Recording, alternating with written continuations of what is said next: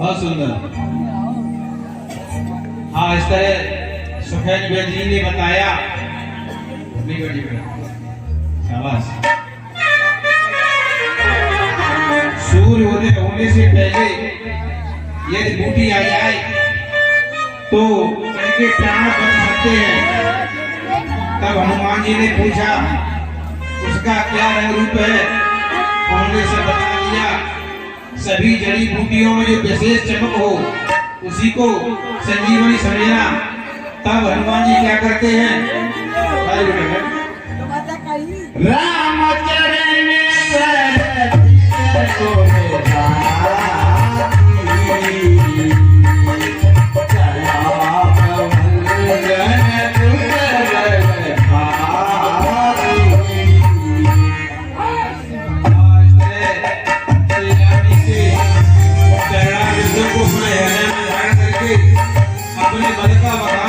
हनुमान जी वहां से चल देते हैं।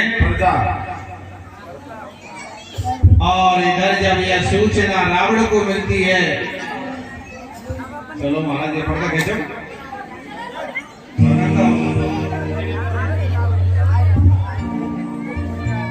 उड़ेगा क्या?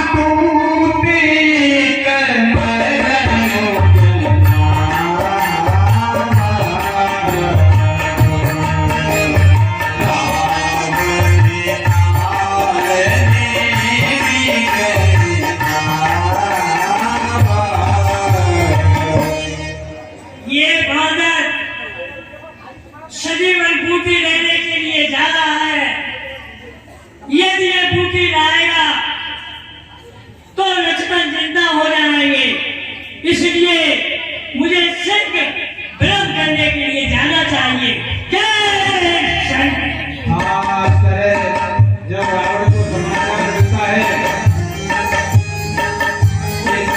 हनुमान नाम का बानर संजीवन बूटी के लिए द्रोणागिरी पर्वत पर जा रहा है। रात्रि में सोते समय सुखैन बेद को भी उठा ले गया। ये बानर बड़ा विचित्र है, इसको मुझे रास्ते में ही रोकना चाहिए। तो रावण काल नेमी के घर पर जाता है। काल नेमी रात्रि के समय अपना आराम कर रहा था, शयन कर रहा था। तब तक रावण ने जो है काल नेमी की दरवाजे की घंटी बजा दी। बोले बेटा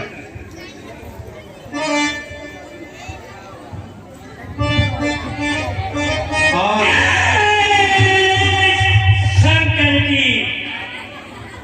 हाँ, रावण ने कालनेम को सारा वृतांत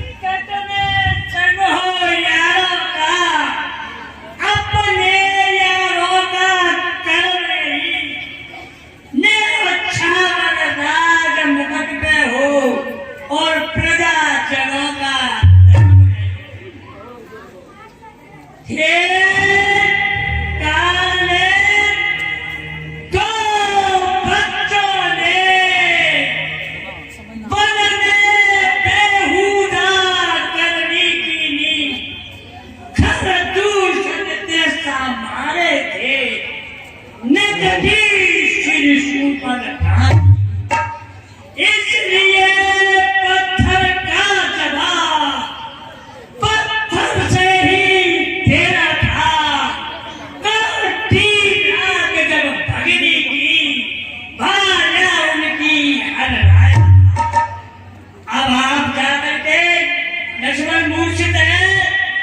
ये थे हाँ तो कालने में कहने लगा देखत तुम्हें नगर में जा पाप पंथ को रोक न पाया। महाराज आपके देखते देखते सोने की लंका जो जला गया उसका रास्ता रोकने का साहस किसमें है? भजो रघुपति करो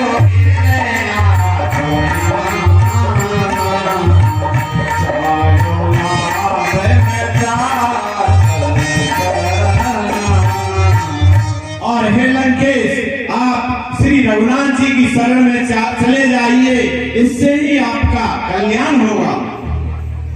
मैं तय मोर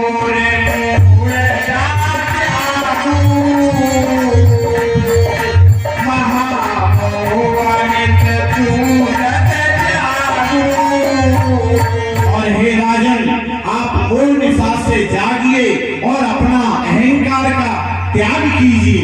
हाँ इस तरह जब काल में मिले भगवान श्री राम के गुणों का बखान किया, समझाने लगा तब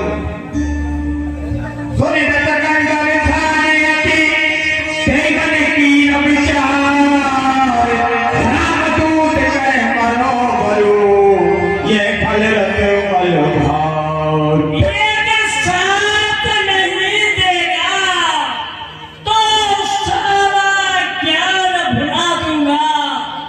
रास्ता भगवाने से पहले ये पूरी हाँ काल ने भी विचार किया यह तो बड़ा दुष्ट है, पाप में लिप्त है, इसके हाथों यदि मैं मर गया तो सीधा नरक में जाऊंगा। इससे अच्छा है श्री राम जी के दूत के द्वारा ही मरूं। अब मरना तो है ही, ये मार देगा तो नरक में जाएंगे और राम जी का दूत मारेगा तो स्वर्ग की नशेनी मिलेगी। तो बिन्हीं के हाथों हम क्यों न मरे, क्यों इनके ऐसे दुष्ट राजा के हाथों से मरे। चलो चलता होगी तो देखी जाएगी। वो ऐसे ही जो राम रचि रहा था वो करे तर्क बढ़ा भाई। आज तरह काल ने भी अपना रूप बदला।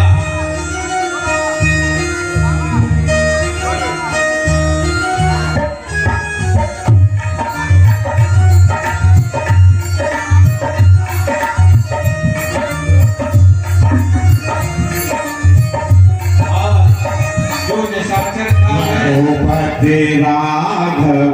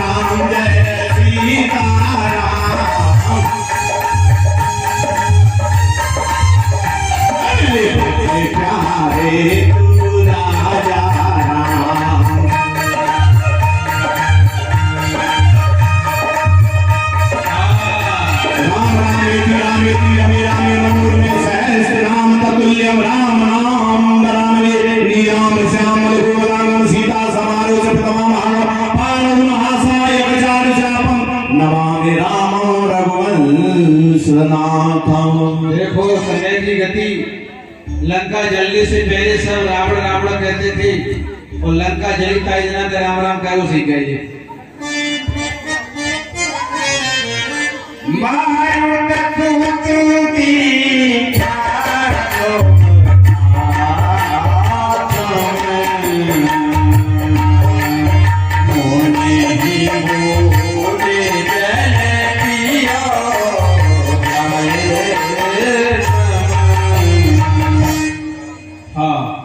जय श्री राम बेटा, जय श्री राम, जय श्री राम। हनुमान जी ने विचार किया, जल पियो बेटा। इतने जल में मेरी प्राप्ति नहीं होगी। जहाँ सो बात है, डर बिना पूछे पहले गिलास पकड़ाएगा।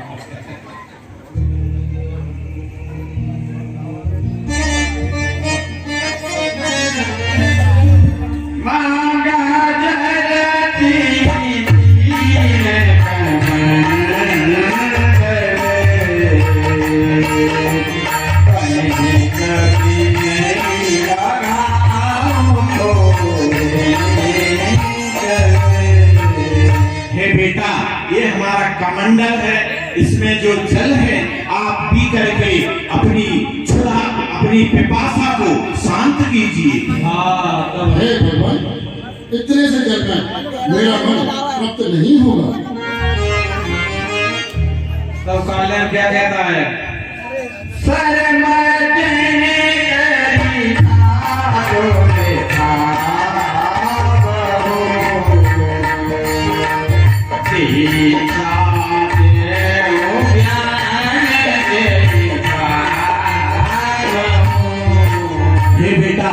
देखने में तो तुम कोई राम भक्त लग रहे हो, इतने जल से नहीं दिखे तो सामने तालाब है, उस तालाब में स्नान भी करो और वहाँ जलपान भी कर लेना। मैं सुंदर सुंदर फल यहाँ पर रखे हूँ आपको खाने के लिए, और फिर मैं तुम्हें गुरु दक्षिणा भी दूंगा बेटा। गुरु दक्षिणा हमसे ले लेगा, वो तर जाएगा। हाँ, हनुमान जी को नहीं पहचानते हैं क्योंकि संत वेश में बैठे हैं, परंतु ये हनुमान को अच्छी तरह जानते हैं। तो उन्होंने कहा सामने जो सरोवर है उसमें जाकर स्नान करो, उसके बाद आओ। और उन्होंने सारा वृतांत जो रामादल में चल रहा था बता दिया कि राम रावण का युद्ध चल रहा है, मुझे यह सारा ज्ञात है और ये भी मुझे पता है राम जी की विजय होगी।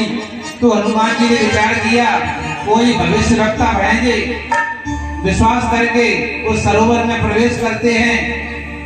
और सर कभी करे कहा मकड़ी तबय कुलान मारी तो धरती चलो चली गगन चढ़ी जान। और जैसे ही हनुमान जी ने उसमें प्रवेश किया तो मकड़ी ने हनुमान जी के पैर को पकड़ लिया।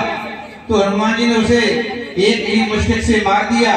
वह दिव्य रूप धारण करके आकाश मार्ग में जाकर हनुमान जी से क्या कहती है? कपिता और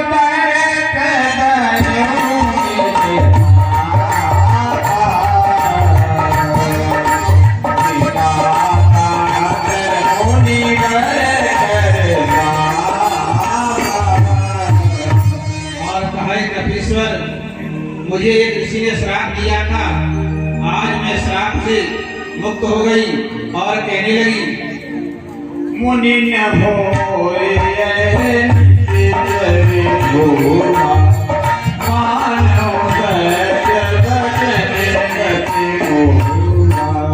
हे कपिराज, यह निशाचर है, कोई ऋषि मुनि नहीं है, मेरे वचन को आप सत्य मानो।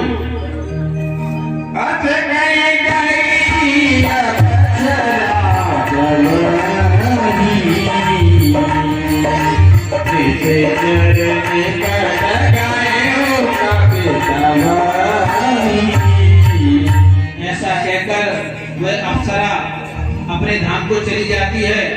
तब हनुमान जी उन महामुनि के पास आते हैं और मंत्र दीक्षा भी लेनी है। कहे कपे मोने गुरु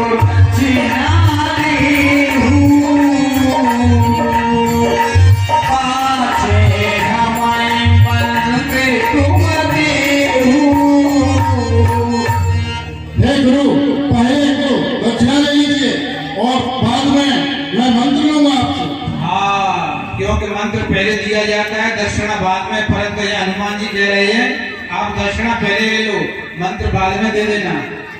सिर लंगूर लपेट पछाड़ा निज तन रगत करती पाया।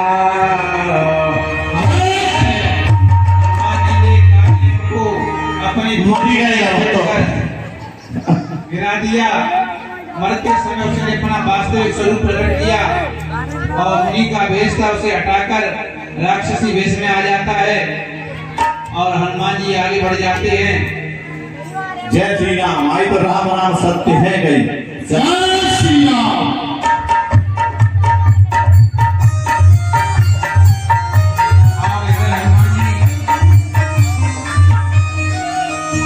द्रोणागिरी पर्वत पर पहुंचते हैं। देखा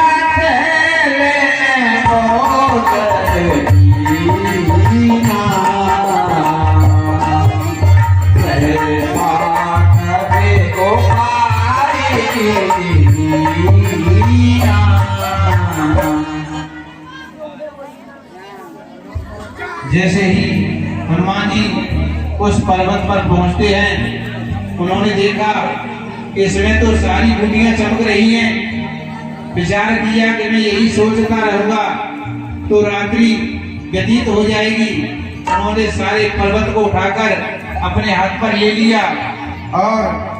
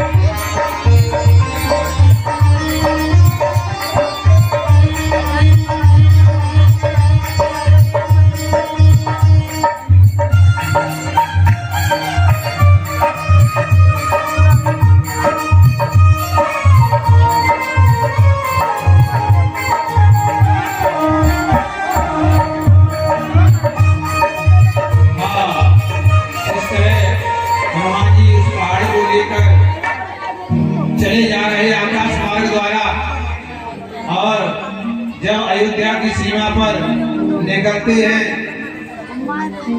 देखा भरत बिसारती निश्चर मन अनुमान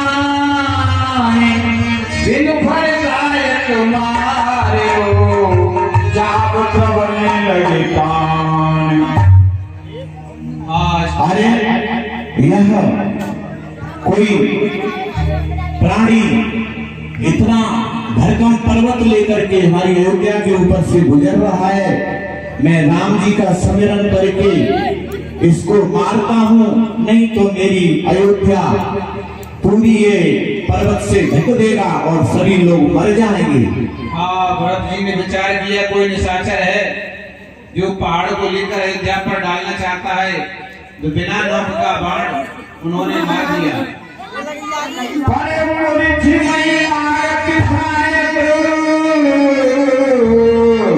सुमिरत राम राम रघुनायक।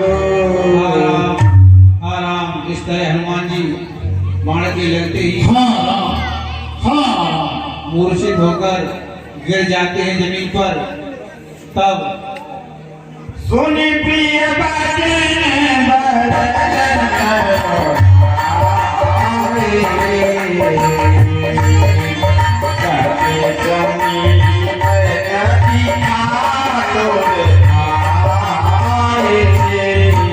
और जब हनुमान के मुख से राम नाम का उच्चारण सुना तो भरत जी दौड़कर हनुमान के समीप आ जाते हैं और क्या कहते हैं, विकल बिलो की पीर तोरे नाम यागत नहीं बहुमा की जगह। अपने श्री मुख से राम जी का नाम लेने वाले हे कपि आप जागिए, हे कपि आप जागिए। हनुमान जी को व्याकुल देखकर भरत बड़े विकल हो जाते हैं और उन्हें मूर्छा से जागने का प्रयास करते हैं। मुख मलिन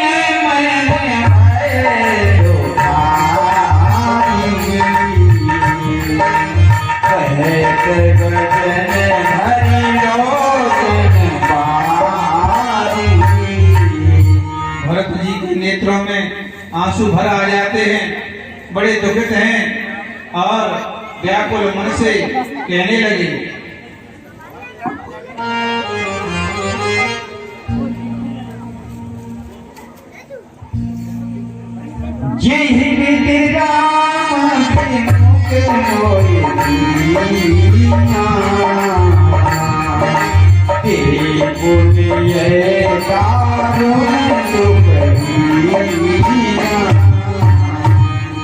जिस कुचाली ने मुझे राम जी से अलग कर दिया है, वह कुचाली भी आज मुझे दुखदाई हो रही है।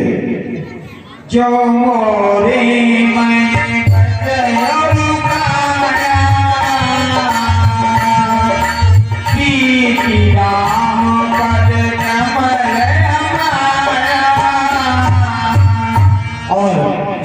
श्री राम जी के वचन मन से वचन से क्रम से अगर मैं राम जी का सेवक हूँ और प्रभु श्री राम जी की मुझ पर दया है तो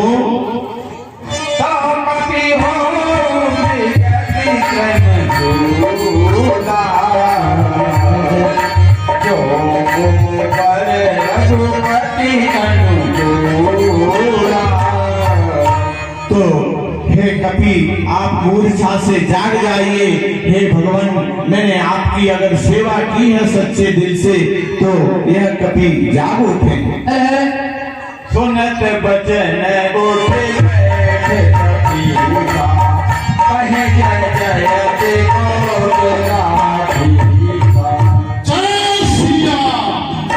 जैसे ही भरत जी के करुण रस भरे वचन सुने और राम जी के नाम की दुहाई दी तो हनुमान जी मूर्छा से जाग जाते हैं और श्री राम नाम का जयकारा करते हैं। तब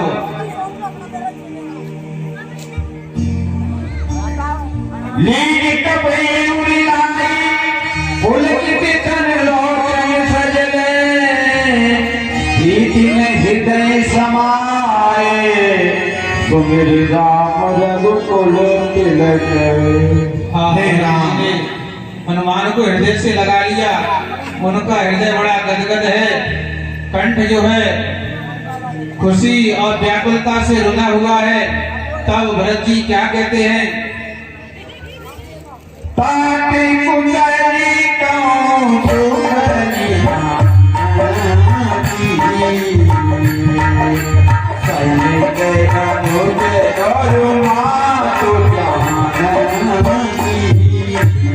हे भाई, आप अपने मुख से हमारे स्वामी राम जी एवं भ्राता लक्ष्मण जी एवं माता सीता की कुशलता तो बताइए प्रभु।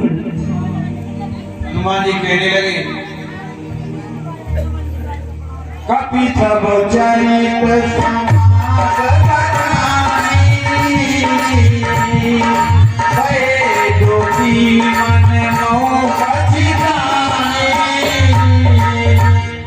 हे प्रभु, लंका में भयंकर युद्ध चल रहा है। माता सीता का हरण हो गया है और उस युद्ध में श्री छोटे भाई लक्ष्मण को शक्ति लगी है। तो वैद्य जी ने बताया कि पर्वत से बूटी लानी है, तो वह शक्ति के लिए बूटी लेके जा रहा था मैं। हाँ, ये सारी बातें सुनकर भरत जी बड़े दुखित होते हैं और कहने लगे, अहं देव मैं कत जग जायऊं, प्रभु के एक हो काज में आयऊं। हे विधाता, तूने मुझे ये जन्म ही क्यों दिया? मैं अपने बड़े भाई श्री राम जी के एक भी काम में नहीं आ सका। जाने को अवसर मन धर धीरा, बोले कपिसन बोले बलबीरा। हाँ, जब भरत जी ने विचार किया समय शुभ नहीं है, तो हनुमान जी से कहने लगे, तात गैरू होई है तोई काजुन खायई होत हे तात, आपको वैसे भी यहाँ काफी विलम्ब हो गया है। अगर आप सुबह तक बूटी लेकर नहीं पहुंचे तो मेरे छोटे भ्राता लक्ष्मण के प्राण नहीं बचेंगे। चलो ममताय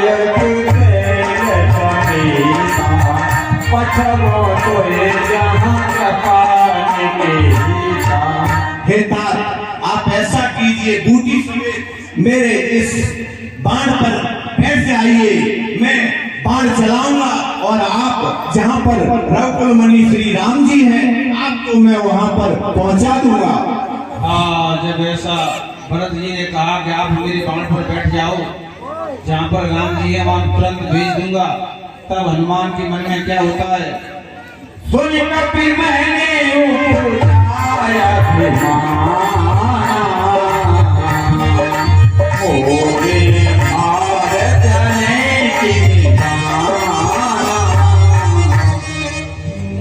हे प्रभु, मैं आपके प्रताप को हृदय में धारण कर अतिशीघ्र रामादल में पहुंच जाऊंगा। हाँ, तब श्री राम जी के प्रताप को हृदय में विचार करके सोचते हैं कि भरत जी कुछ भी कर सकते हैं, क्यों श्री राम के परम भक्त हैं। और इस तरह तब प्रताप की प्रभु जय हो नाथ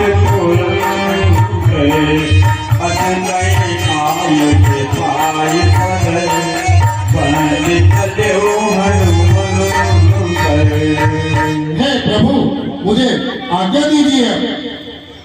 हाँ, हनुमान जी ने कहा कि मैं आपके प्रताप से पहुंच जाऊंगा, कोई चिंता की बात नहीं, अब मुझे जाने की आज्ञा दो। यदि मैं अधिक समय व्यतीत करूंगा तो अनर्थ हो जाएगा। तब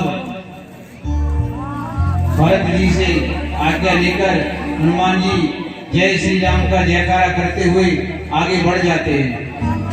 जय श्री राम। जय श्री राम। जल्दी पहुंचो। वरदा। हाँ, इधर हनुमान जी आकाश मार्ग द्वारा उस पर्वत को लेकर रामादल की तरफ चले जा रहे हैं। और यहाँ प्रभु श्री राम जी लखन लाल के सिर को अपने गोद में रखकर बैठे हुए हैं। बानर सेना सभी खड़ी है, पहरा दे रही है, सबके नेत्रों में आंसू चल रहे हैं और सभी बानर सेना श्री राम जी सहित शोक युक्त हैं।